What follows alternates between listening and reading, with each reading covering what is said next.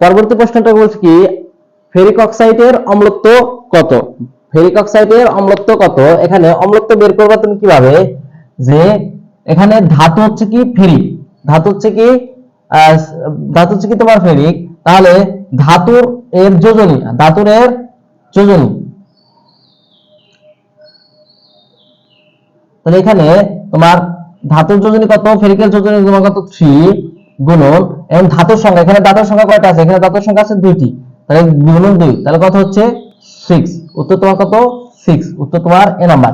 যে তোমার যে ধাতু আছে, ধাতুর যোজনী, তোমার ফেরিকের যোজনী কত 3, আর ফেরিক সংখ্যা কয়টা আছে, ফেরিক সংখ্যা আছে 2টি, তাহলে গুণন দিছি 2, তাহলে তোমার কি অম্লত্ব, অম্লত্ব বের করার সূত্র কি, তোমার ধাতুর যোজনী গুণন, ধাতুর যোজনী গুণন ধাতুর সংখ্যা, এখানে ধাতুর সংখ্যা কত আছে 2, তাহলে 3 গুণ 6, উত্তর তোমার 6।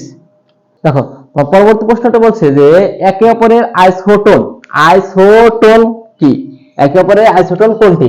আমরা জানি নিউটন সংখ্যা যদি সমান থাকে তাহলে কি একে অপরের আইসোটোন, নিউটন সংখ্যা সমান, নিউটন সংখ্যা সমান হলে কি আইসোটোন। এটা দেখে টোন, টোন মানে কি নিউটন, তাহলে নিউটন সংখ্যা কি হবে সমান হবে, নিউটন সংখ্যা সমান হলে কি আইসোটোন। আর যদি তোমার প্রোটন, প্রোটন সংখ্যা, তোমার প্রোটন সংখ্যা সমান হয়, প্রোটন, প্রোটন, প্রোটন সংখ্যা, প্রোটন সংখ্যা সমান হলে, সমান প্রোটন সংখ্যা সমান হলে কি, প্রোটন সংখ্যা যদি সমান হয় তাহলে কি আইসোটোপ, প্রোটন সংখ্যা সমান হলে কি আইসোটোপ, তাই টোপ থাকলে কি প্রোটন সংখ্যা সমান। এখানে যদি দেখো টোন থাকে তাহলে কি হবে নিউটন সংখ্যা সমান, আর যদি টোপ থাকে তাহলে কি হলো প্রোটন সংখ্যা সমান, আর যদি আইসোপ বার থাকে তাহলে কি হলো ভর সংখ্যা সমান।